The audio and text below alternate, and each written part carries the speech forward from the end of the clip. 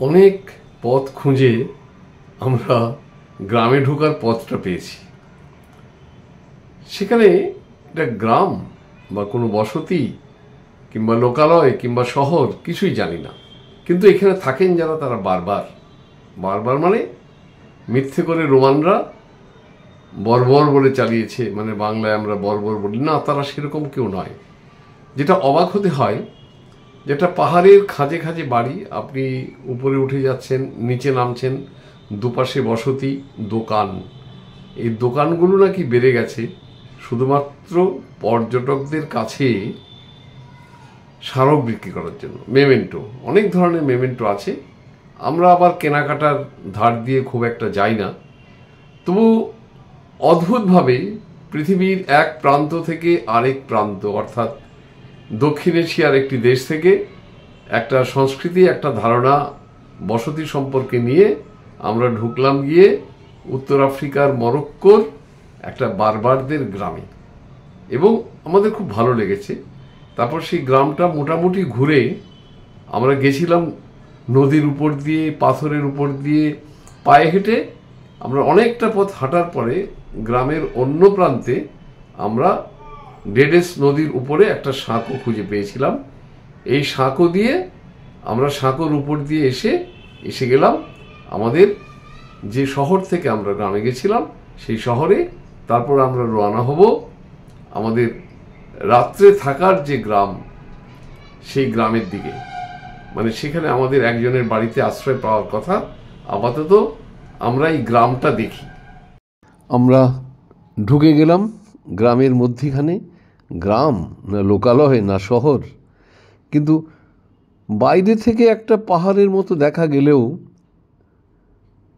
এবং ঢোকার দরজাটা দুর্গের মতো হলেও ভেতরে কিন্তু বেশ জমজমাট। এই জমজমাট শুধু নিজেদের পসরার জন্য নয়, পর্যটক আগমন নাকি যথেষ্ট পরিমাণ হয়। সেই পর্যটকদের কথা ভেবেই প্রচণ্ড পসরা নিয়ে তারা বসে থাকে।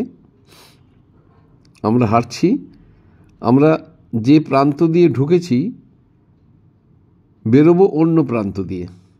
একটু উপরে উঠে এলাম,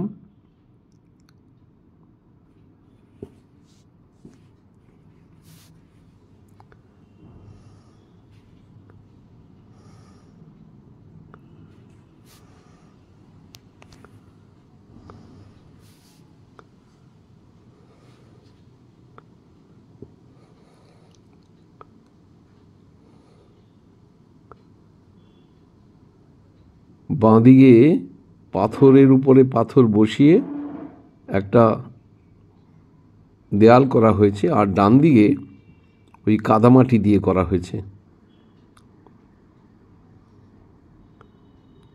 এখানে যানবাহনের কোনো ব্যাপার নেই, কারণ আমরা দেখেছিলাম এই যারা জয়সলমীর গেছেন, সোনার কেল্লা, তারা দেখেছেন কেল্লাটা বাইরে থেকে যা মনে হোক, ভেতরে তো একটা বাজার, দোকানপাট সব কিছু আছে, বসতবাড়ি আছে। এখানে বসতবাড়ি আছে, কিন্তু কোনো রকম যানবাহনের ব্যাপার নেই, কারণ যানবাহন সম্ভব না, সাইকেলও চালাতে পারবে না। যে আমরা আরেকটু উঁচুতে উঠে এলাম। আমরা ঢুকেছিলাম একদম পাহাড়ের তলদেশ থেকে, আস্তে আস্তে উপরের দিকে উঠছি, তারপর আবার নেমে যাব।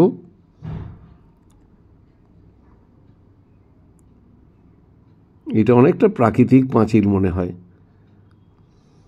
এই যে পাথরের চাঁই বসিয়ে বসিয়ে বসিয়ে বসিয়ে একটা পাঁচিলের মতো তৈরি হয়েছে। হয়তো এটার বয়স কয়েকশো বছর।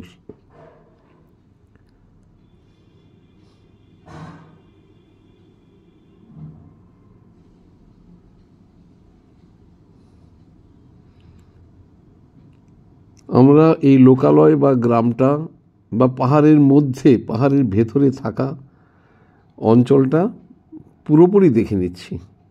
এখানে একটা মসজিদ,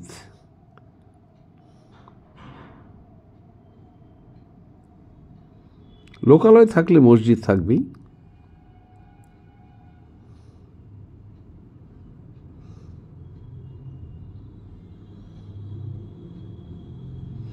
এই সেই পাহাড় আমরা দেখছি উপর থেকে। অনেকটা অনেকটা মনে হয় যেন কৈলাসের মিনি সংস্করণ। আকারে নয়, আকৃতিতে অনেকটা ওরকম আসে আমার দৃষ্টিতে। এটা নিয়ে কোনো বিরোধ তৈরি হোক আমি বলবো না, আমার দৃষ্টিতে যেন মনে হয় এসব জায়গায় ছবি না তুলে পারে। আমরা একদম উপরের স্তরে চলে এসেছি।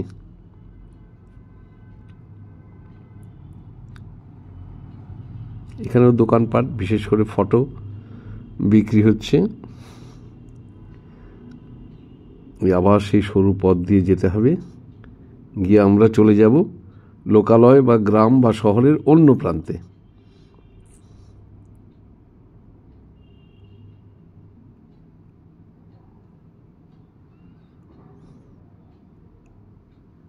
আমরা বেরিয়ে যাচ্ছি।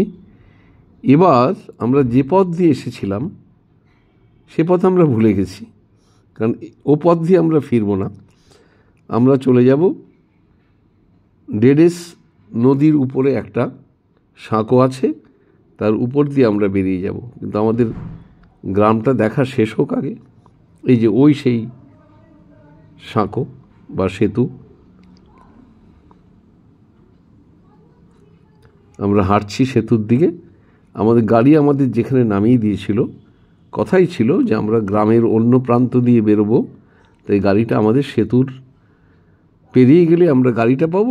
আমাদের যে সঙ্গী দুজন আসেনি, সেই দুজন সঙ্গীও এই যে সাঁকোতে প্রায় পৌঁছে গেছে। সাঁকো বলাটা ঠিক হবে না, ব্রিজ বলাই ভালো। পাহাড়ি নদী এখন ক্ষীণকায়া, কিন্তু বৃষ্টির জল পেলে স্বাস্থ্যবতী হয়ে উঠবে। অনেকটা জায়গা জুড়ে তার বিস্তৃতি থাকবে, দেখেই বোঝা যাচ্ছে। এই অঞ্চল চলে যাবে জলের নিচে। আমরা এখন সাঁকোর উপর দিয়ে হাঁটছি। না সেতু না ব্রিজ।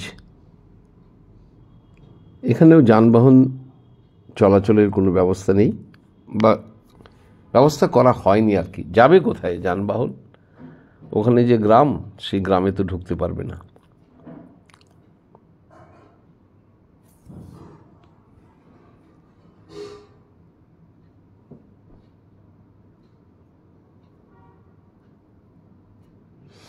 আবার আমরা চললাম গাড়ি করে। আজকে আমাদের দুপুরে খাওয়ার ব্যবস্থা যেখানে, সেদিকে আমরা চললাম।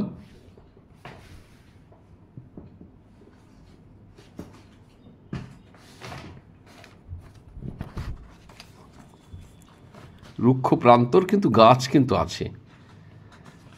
এই পাথুরে পাহাড়ি জায়গাতেও গাছের কোনো অভাব নেই। গাছেদের মতো প্রাণশক্তি কারই বা আছে?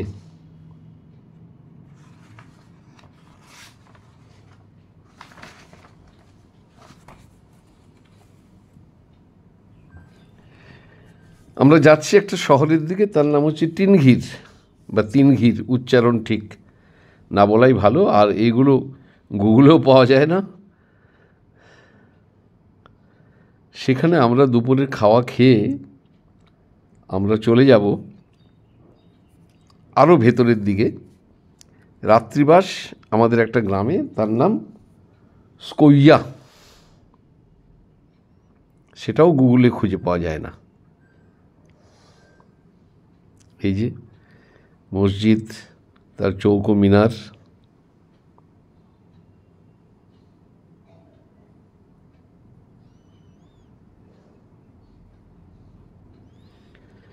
আকাশে একটু মেঘের আলো আঁধারির খেলা চলছে। তাই আমরা সবসময় যে আলো পাচ্ছি তা নয়। যাচ্ছি।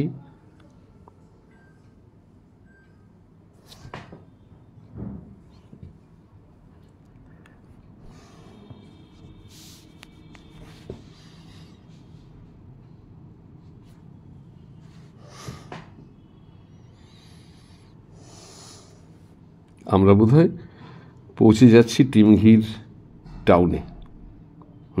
এটা দেখে তো টাউনই মনে হচ্ছে। এখানে কোনো একটা বাড়িতে বা হোটেলে আমাদের দুপুরে খাওয়ার ব্যবস্থা।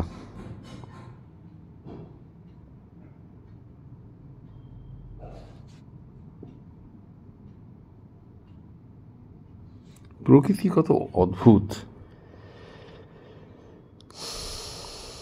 বাড়িগুলো কেমন, এক একটা বাড়ির এক এক রকম নকশা। অন্তত এই যে এখানে আমরা নেমে একটু হেঁটে যাব,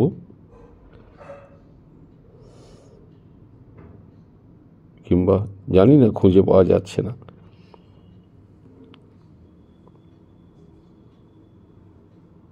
না, দিক নির্দেশ পেয়ে গেছে, ড্রাইভার চললেন।